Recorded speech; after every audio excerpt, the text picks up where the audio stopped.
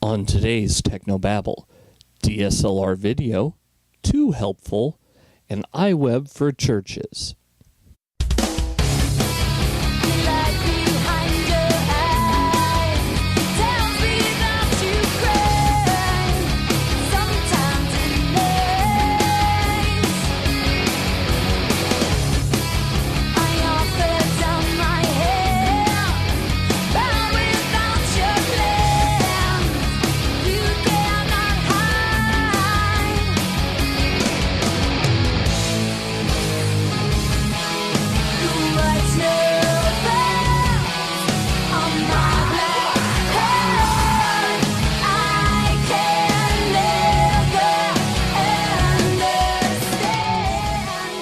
This is Tech No Babble, your weekly source for church video and graphics news, perspectives, tips, and tricks.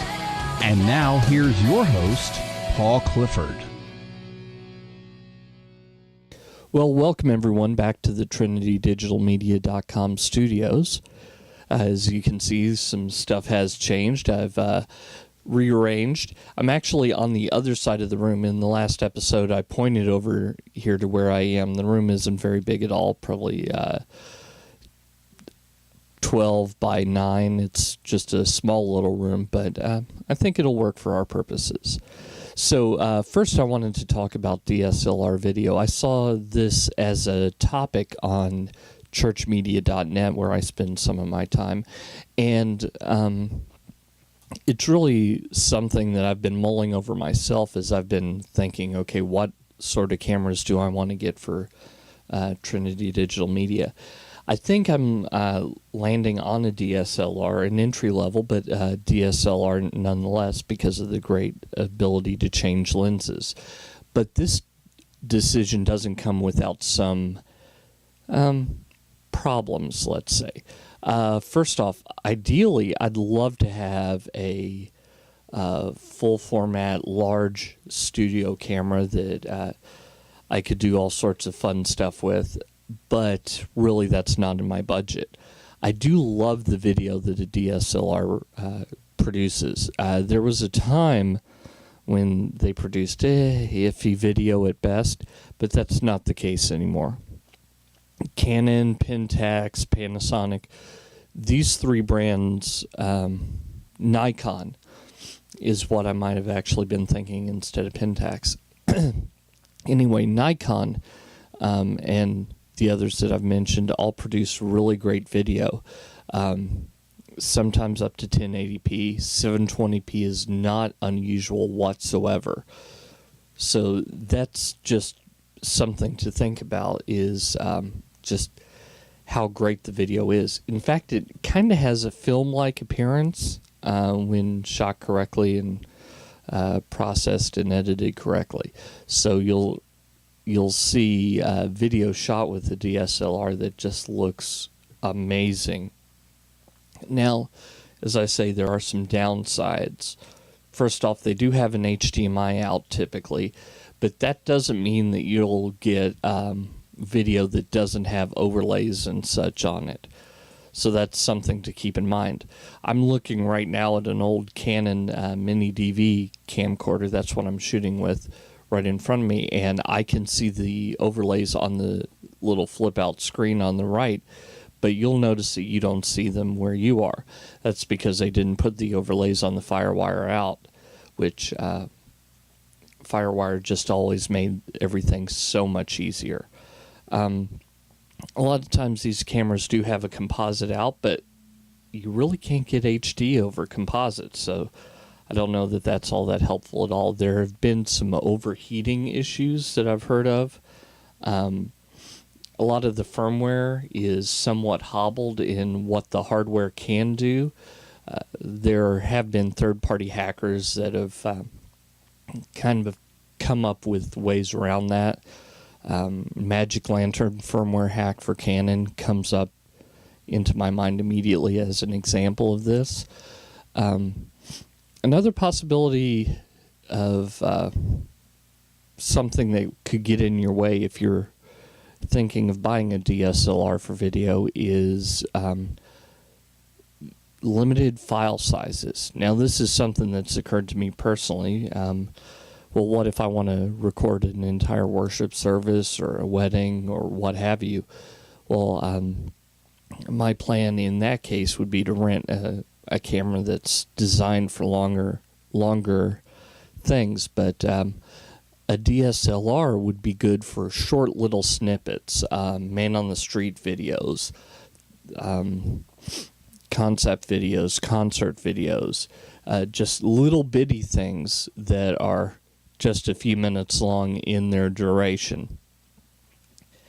That also gives me the ability to go out and take some great stills.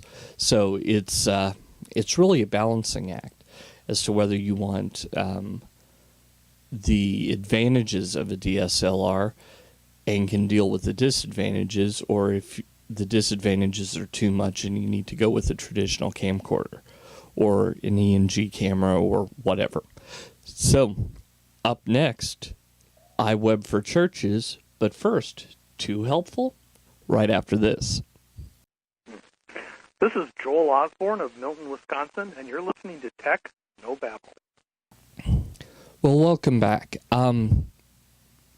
There is something that I think we all have dealt with in churches, and that is when the people you're working with are actually too helpful. Now, let me give you an example. I serve as part of a ministry that has speakers that don't speak on the weekend, but they speak from time to time. And each one has their own particular style of notes that they generate for me to use with, we use ProPresenter. Well, one of the people is very helpful, and she creates all her slide notes in PowerPoint. Except we don't use PowerPoint. In fact, the machine that I run it on doesn't even have PowerPoint.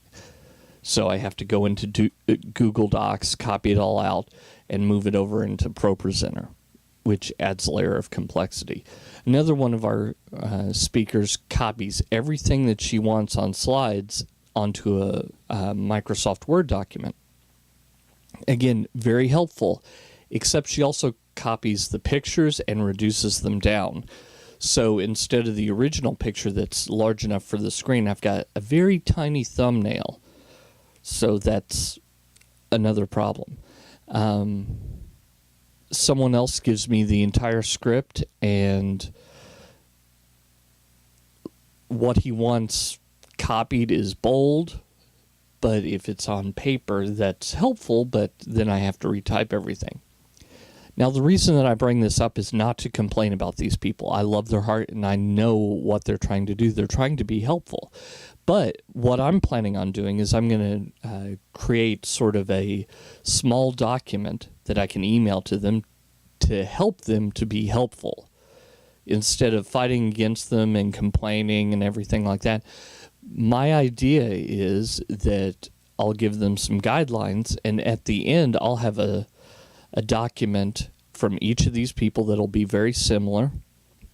I'm going to give them an example of what would really be helpful, and I'm going to try and make it so that it's easier for them to be helpful to me, and therefore it's easier for me to be helpful for the service. So that's just something positive that you can do if you run across someone that's a little too helpful, is help them be helpful. Help them realize what actually is helpful and what isn't, and how they can be helpful to you. Because most of the time in churches, that's exactly what their heart is. Up next, iWeb for churches, right after this. Music for Techno Babel is generously provided by Firefly. Visit their website, fireflyrock.com. So I recently got a new Mac. There it is. Here, I'm trying not to obscure the view, but I'm failing miserably. Oh, there we go. That's it. New MacBook Pro. Got a great deal on it. And it came with iWeb. So I started playing around with it. I've got a background in computer science, nearly minored in it in college, but that's another story. Anyway, so I've been doing some stuff with CSS, HTML, just trying to get myself up to speed on that. I mean, primarily I'm a video guy. I'm sitting here in my spare room in my house with lights that I've set up, which I'll tell you about sometime in the future. But I love the web, and so I've done some web pages on and off. Well, I started playing around with iWeb just to see if I can use that as a tool for any of my clients. And I found that for certain purposes, it is a pretty cool little thing. It has the ability to do podcast modules, blog entries, things like that. What I think it's limited in is more dynamic sites. So in my mind, WordPress, Joomla, Drupal, these are very powerful things. Joomla and Drupal, for example, would be even more powerful than WordPress, although I'm mostly a WordPress guy. That's what trinitydigitalmedia.com is. And I've just really found that iWeb is limited in that it can't generate stuff on the fly, but it makes beautiful static pages. So this actually might be helpful for some churches. You can imagine that they have an idea of what they want it to look like, but really don't know the coding behind it. Well, iWeb allows you to do it in kind of a WYSIWYG kind of way. Another similar thing you could do is Squarespace, not a sponsor, but someone that I've heard quite a lot about, and I've tinkered around with their stuff, never decided to use it for a full-on project, but did find it very interesting and very flexible. So I guess I just wanted to say, if you're using any sort of WYSIWYG editor, anything that you think might be helpful to get up a web page quickly and easily, just realize its limitations. So just like iWeb is pretty fun to work with, pretty easy to work with, but has its limitations, so do some of these other things. So just keep them in mind. You might even use them as a good starting point. Get what you want it to look like, then look at the code, and if you're into CSS or HTML, PHP, that sort of thing, then you can tweak from there. So you could imagine starting out with an iWeb website basically looking like you want it, and then taking that in and manually altering the code so that it's a WordPress theme. I could imagine doing that with not too much difficulty at all, if that's what you're into. So that's just an idea of one of the uses for a more WYSIWYG sort of program. Until next time, go out and change eternity.